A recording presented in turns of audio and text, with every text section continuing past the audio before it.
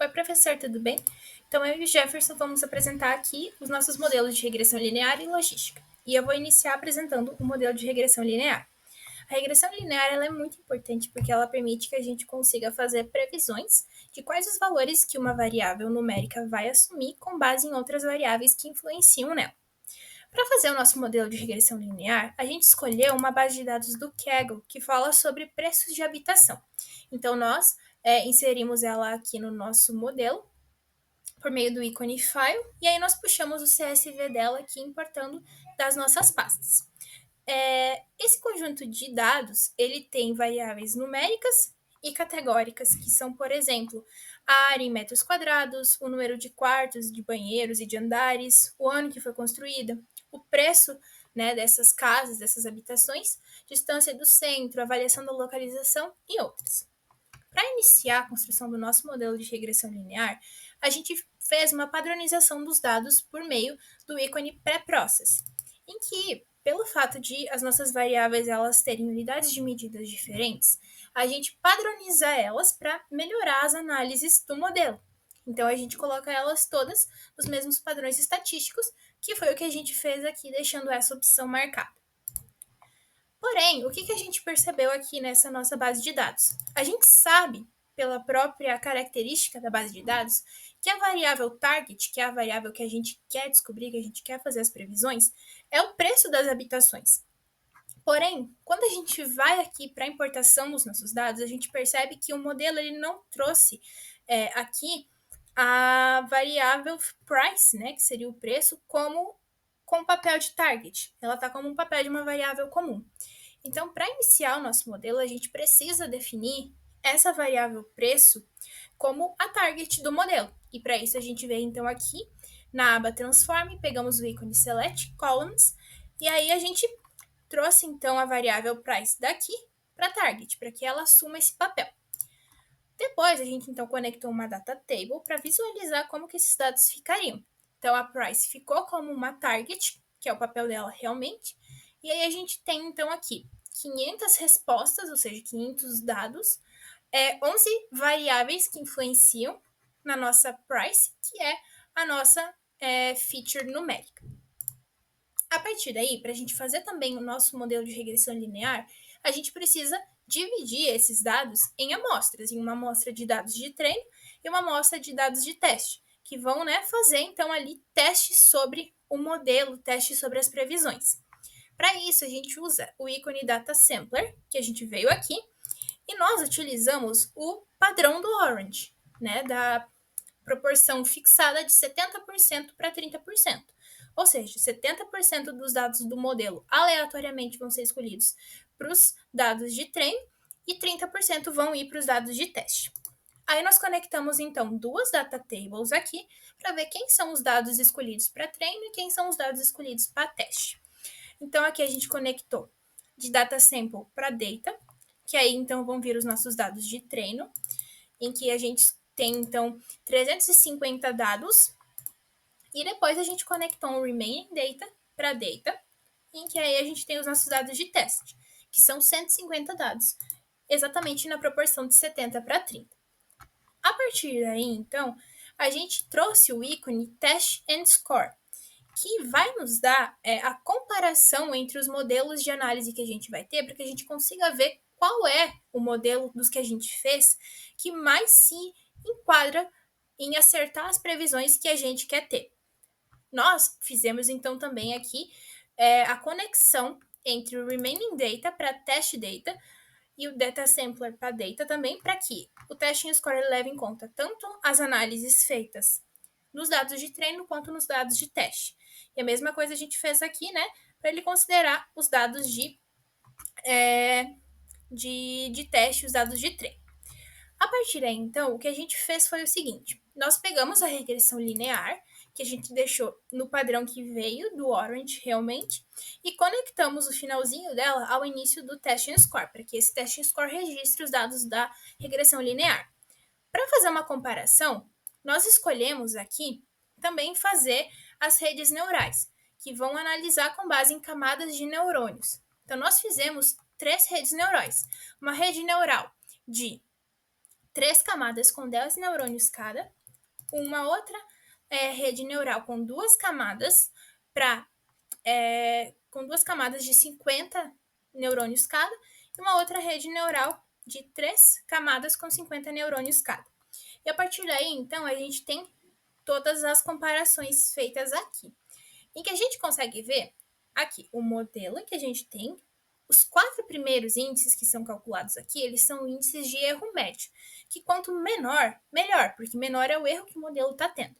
E esse R2 seria, então, o nosso coeficiente de determinação, que quanto mais próximo de 1 significa que mais efetivo é o modelo. A gente consegue ver aqui, com base nesses 4 modelos que a gente utilizou, que a regressão linear ela teve os menores valores de erro médio em 3 dos 4 índices de erro médio. E em base de considerar o coeficiente de determinação, a regressão linear teve um maior valor.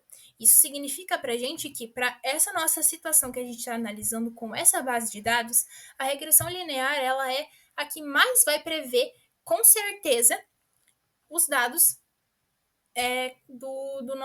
da nossa situação ali do preço das casas.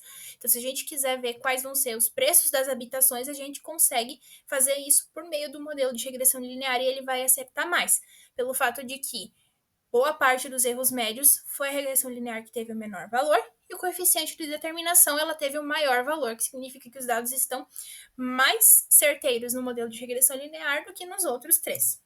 E aqui a gente consegue também fazer, então, com o Equine Predictions, a gente consegue fazer, então, uma previsão de ver qual foi basicamente a distância que a gente teve do real para os modelos que a gente utilizou. Se a gente for analisar todos esses dados, a gente consegue ver que em boa parte deles, a regressão linear foi a que se afastou menos do valor real. Uma outra coisa que a gente também consegue fazer aqui é entender que muitas vezes, embora a gente tenha várias características, como a gente viu aqui, a gente tem 11 características influenciando a nossa variável target price, que nem todas elas às vezes vão ser relevantes para análise de preço. Então, o que a gente fez aqui? A gente também puxou uma outra regressão linear aqui do nosso data sample, e aí a gente puxou daqui o nosso chamado feature importance.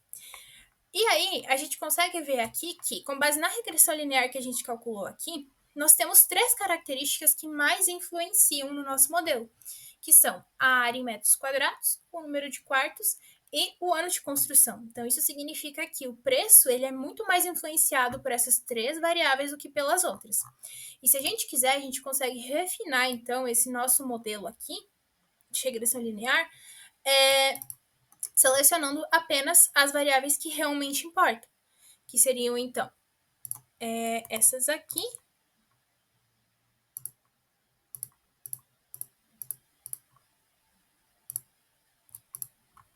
E a partir daí a gente tem, então, um novo modelo de regressão linear, que mostra pra gente daí aqui os valores, só que a gente consegue perceber que ele é menos efetivo aqui, né? Ele, regressão linear, e os modelos de rede neurais são menos efetivos aqui do que considerando todas as características. Olá, professor, tudo bem? Nesse vídeo a gente vai realizar uma análise com o objetivo de aplicar a regressão logística utilizando o Ollinger com o conjunto de dados Magic Gamma Telescope. Esse banco de dados ele contém as medições registradas por um telescópio de raio gama e o objetivo nosso é prever se determinado evento corresponde a um evento de raio gama ou um hadron, com base nas variáveis físicas que esse telescópio observou. Então, primeiro a gente utilizou o ícone File para puxar o banco de dados que a gente pegou do Kaggle e vai estar o link anexado junto no vídeo. Então, aqui nós fizemos a importação dele, nós tivemos 19.020 instâncias, 11 features, sendo e uma target que nós setamos aqui, que é a class, que elas podem ser G para raios gamas e H para hadron. Não tivemos nenhum valor perdido, e então vamos dar continuidade. Aqui na visualização da tabela, nós podemos ver as tabelas que estão aqui no nosso banco de dados. Nós temos o class, o F-Langer, que é o comprimento da imagem, o F-History, que é, é a largura da imagem, F-Size, que é a intensidade da imagem, F-Conc, que é a concentração de luz, a F-Sync, que é a assimetria, e a F-Distance, cadê? Aqui, que mede a distância do centro do campo de visão, e algumas outras variáveis que são geométricas e estatísticas. Após isso, nós fizemos o reprocessamento para normalizar os dados, garantindo que todas as variáveis estejam na mesma escala. Então, aqui nós fizemos a normalização para padronizar os dados. Registros faltantes a gente não teve nenhum, mas mesmo assim a gente colocou aqui. A remoção de colunas, então a gente excluiu as variáveis com mais de 5% de zeros. E seleção de atributos, a gente selecionou as 5 variáveis com maior ganho de informação pelo Oranger. Então, a partir daqui, nós setamos uma amostra de 70% para teste e 30% para o uso no modelo mesmo. Então, nós temos essas duas opções marcadas, the Replicable e o Stratify Sample. Então, aqui na regressão logística, não foi informada que a gente ia usar a regressão logística, olhando os nossos coeficientes que nós temos pelo Oranger, nós tivemos esses valores aqui. Só um segundo. A partir disso, nós fizemos a conexão com o teste N-Score e também fizemos da amostra o uso das redes neurais, onde a gente informou 2 camadas, cada camada com 10 neurônios. Nesse valor foi chegado por meio de alguns testes que nós fizemos, onde mudando esses valores não houveram modificações significantes e justificáveis para isso. Então a gente manteve no 10, 10. Aqui também nós podemos ver o quanto que cada variável afeta para determinar sim ou não cada registro. Aqui em vermelho destacado é o quão afeta, para sim ou para não. Então, com base nisso, nós temos o teste N-Score. Então, aqui a gente pode ver que o nosso modelo ele tem uma alta taxa de acertos, como a gente pode ver, onde as redes neurais teve um maior destaque e uma maior assertividade deste valor. Então, para que a gente consiga confirmar isso, a gente utilizou a nossa matriz de confusão ali, onde a gente pode ver os acertos aqui nos cantos de cada registro das redes neurais, onde a gente teve 3.436 acertos de G, onde o nosso modelo previu que seria G e é realmente G. E onde o nosso modelo teve um total de erros, onde ele acusou que seria G, mas na realidade seria H, ou seja, que ele previu que seria um raio gama, mas era um raio hadron. Aqui que ele disse que seria hadron, mas era na realidade G. E a gente teve um total de acertos em que ele disse que era hadron e realmente era hadron de 1295.